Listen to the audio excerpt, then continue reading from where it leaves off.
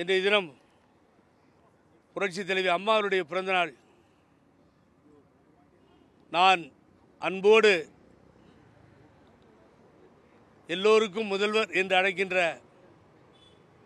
மாண்புமிகு தமிழக முதல்வர் ஸ்டாலின் அவரிடம் வேண்டி கேட்டுக்கொள்வதெல்லாம் நான் மாத்திரமல்ல, இங்கே என்னோடு சிவா போன்ற, பிரின்ஸ் போன்ற பல தொண்டர்களாக கூட வைத்துக் கொள்ளுங்கள், பரவாயில்லை. எங்களுடைய வேண்டுகோள், தேர்தல் நேரத்திலே நீங்கள் கொடநாடு கொலை கொள்ளை வழக்கு நிச்சயமாக ஆட்சிக்கு வந்ததும் கண்டுபிடிக்கப்படும். பொதுமக்களுக்கும் அனைத்திந்திய அண்ணா திராவிட முன்னேற்ற கழக தொண்டர்களுக்கும் அதை நிச்சயமாக நாங்கள் கண்டுபிடித்து சொல்லுவோம். ஆட்சியில் அமர்ந்ததும் அதை செய்வோம் என்று சொல்லியிருந்தீர்கள். ஆனால் கிட்டத்தட்ட 4 வருடங்கள் ஆகிவிட்டது. 4 வருடங்களை நெருங்கி கொண்டிருக்கிறோம். வழக்கு மன்றங்கள் பல குற்றவாளிகளை அதிலே கூண்டிலே நிறுத்தி கேள்விகளை கேட்டாகிவிட்டது. உயர்நீதிமன்றம் கூட ஒரு ஆணையை பிறப்பித்து உடனடியாக விசாரிக்க வேண்டும் பழனிசாமி என்று உத்தரவையும் போட்டாகிவிட்டது. த காமன் ஆர்டர் என்று சொல்வார்கள். 2 அக்யூஸ்ட் அவர்கள் கேட்டதிலே காமன் ஆர்டர் போட்ட நீலகிரி மாவட்டத்தினுடைய நீதிமன்றம், குற்றவியல் நீதிமன்றம் மிக தெளிவாக எல்லோரையும் விசாரிக்க வேண்டும் என்று சொல்லியிருந்தது. அன்றைய தினம் பழனிசாமி ஆட்சியில் இருந்ததால் பலர் விசாரிக்கப்படவில்லை. 18 பேரை விசாரிக்க சொன்னாங்க, 17 பேர் தான் விசாரிக்கப்பட்டார்கள். ஆனால் அந்த 18 பேரிலே பழனிசாமியும் அடங்குவார். பழனிசாமி அன்றைய தினம் விசாரிக்கப்படவில்லை. உயர்நீதிமன்றம் ஏன் விசாரிக்கக்கூடாது? அன்றைய தினம் அவர்தான் உள்துறை அமைச்சர், அவர் கட்டுப்பாட்டில் தான் போலீஸ் இலாக்கா இருந்தது என்று சொல்லி விசாரிக்க உத்தரவிட்டும் இதுவரை விசாரிக்கப்படவில்லை. ஆகவே நான் மீண்டும் மீண்டும் கேட்கிறேன், தமிழ்நாடு அரசையும் முதல்வர் அவர்களையும் தயவு செய்து பழனிசாமி விசாரிக்கப்பட வேண்டும்.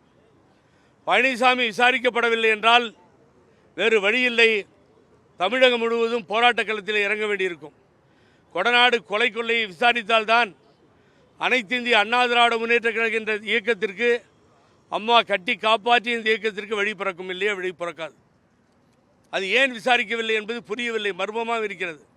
கொடநாடு கொலை கொள்ளை தான் மர்மமாக இருக்குன்னா, விசாரிக்கப்படாது இருக்கிறது தான் பெரிய மர்மமாக இருக்குது. ஆகவே இன்றைய தினம் அம்மாவுடைய பிறந்த நாள். ஆகவே அவர்களோடு வாழ்ந்தோம், இருந்தோம், எவ்வளவோ செய்தாகிவிட்டது. என்னை போன்ற பதவியும் எங்களை போன்ற பதவி எதுவுமே இல்லாமல் அம்மா பின்னாலே கிட்டத்தட்ட வடக்கிற்கு மாத்திரம் 11 ஆண்டு காலம் அலைந்தவன் நான். என்னுடைய சொத்துக்களை பிணையாக கொடுத்தவன். இப்படியெல்லாம் பல கட்டங்களை அம்மாவோடு பார்த்தவன். அந்த தாயினுடைய அந்த அன்பும். ஒரு தடவை முன்னாள் அவைத்தலைவர் மதுசூதனன் சொன்னார், எங்களுக்கு ஒன்றுமே வேண்டாமம்மா, உங்கள் புன்னகை ஒன்றுமே போதும் என்று சொன்னார்கள் பொதுக்குழுவில். அப்படிப்பட்ட புன்னகையை பார்த்தே நாங்கள் எல்லாம் சிப்பாய்களாக பணியாற்றினோம். இன்றைய தினம் அந்த தாய் இல்லை. இந்த தாய் இருந்திருந்தால் இந்த நிலை இருக்காது. ஆனால் எப்பயுமே ரொம்ப கோபமாக வேகமாக பேசுவேன். ஆனால் இன்றைக்கி அம்மாவின் பிறந்தநாள், அதனால் இருந்தாலும் அம்மாவின் பிறந்தநாள் என்பதனாலே அதிகமாக பேச முடியலன்னு சொன்னாலும், நகராட்சியும் மாநகராட்சியும் தேடுகின்ற வெறிபிடித்த நாய்களெல்லாம் ஓனாயும் வெள்ளாடும் பற்றி பேசுகிறது. ஓனாடும் வெள்ளாடும் பற்றி கார்ப்பரேஷன் தேடுகின்ற வெறிபிடித்த நாய்கள் இன்றைய தினம் பேச ஆரம்பித்து விட்டது. பணத்தை கொடுத்து கவிதையும் கட்டுரையும் எழுதி வாங்கி கொண்டு அதை வெளியிடுகிறது. இன்று அம்மாவின் பிறந்தநாள் திட்ட வேண்டாம் என்று நினைக்கின்றேன். ஆனால் சொறிபிடித்த நாய்கள், வெறி நாய்கள் மாத்திரமல்ல, சொறிபிடித்த நாய்கள் இன்றைய தினம் பேசுகிறது. கரைகளும் பயிரும் ஒன்றாக வளர்ந்து வெள்ளாமையாகுமா என்று கேட்கிறது. எது சொறிபிடித்த நாய்? ஏற்கனவே தன்னை முதலமைச்சராக்கியவரை இந்த நாய் தான் பார்த்து ஏதோ ஒன்று மேலே கத்துகிறது என்று சொன்னது. அந்த நாய் இன்றைய தினம் நம்மை பார்த்து கேட்கிறது, ஓனாயும் வெள்ளாடும் என்று.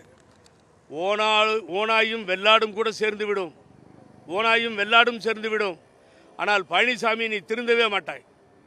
உனக்கு திருந்துவதற்கு அந்த புத்தியும் வரவில்லை.